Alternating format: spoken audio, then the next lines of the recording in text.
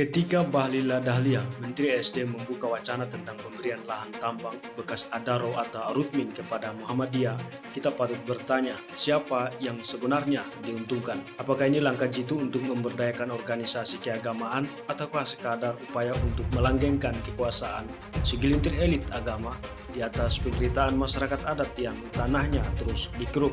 Lahan tambang bukan sekedar tanah yang bisa diambil dan dikelola seenaknya. Di balik setiap hektarnya ada sejarah, ada kearifan lokal, ada budaya, ada kehidupan masyarakat adat yang sudah beratus-ratus tahun menjaga dan merawat bumi ini. Bahkan ketika bangsa ini belum ada, masyarakat adat telah menjaga keseimbangan bumi, menghargai keberadaan flora dan fauna, mengelola hutan dan sumber daya yang ada dengan bijak dan berkelanjutan. Masyarakat adat harusnya yang paling layak mengelola tanah dan sumber daya alam mereka sendiri.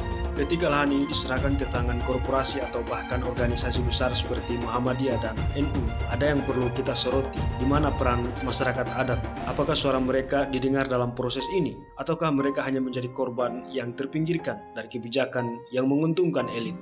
Muhammadiyah dan PBNU memang besar, pengaruhnya luar biasa, sampai-sampai pengaruhnya sampai ke pelosok-pelosok yang masih tak teraliri listrik.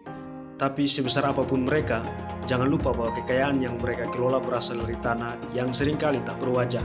Tanah yang sebenarnya dimiliki oleh rakyat kecil, oleh masyarakat adat yang tak pernah dilibatkan dalam negosiasi megah ini. Bagi masyarakat adat, tanah adalah nyawa, bukan sekedar lahan tambang yang hari ini nampak menggiurkan segelintir elit agama dan penguasa yang kehausan. Saat lahan ini diberikan begitu saja, kita sebenarnya merampas hak mereka.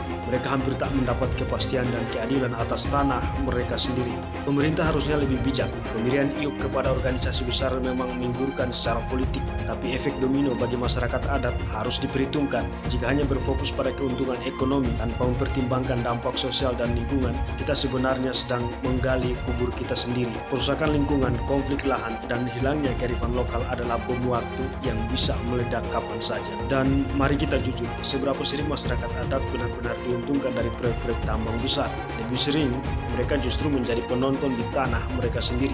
Sementara keuntungan dibagi-bagi di antara para elit. Ini bukan pemberdayaan, ini eksploitasi. Kita butuh kebijakan yang adil, yang tidak hanya menguntungkan segelintir orang, tetapi juga menjaga hak-hak masyarakat adat dan lingkungan. Negara oleh pemerintahan yang ada harusnya tidak membuat api lebih besar. Tahu diri bahwa negara lahir untuk merangkum keberagaman, bukan menciptakan negara di dalam negara dan diskriminatif. Untuk apa perusahaan negara dibentuk? Jangan biarkan tanah air kita terus-menerus dijarah atas nama pembangunan atau pemberdayaan. Mari suarakan keadilan bagi masyarakat adat.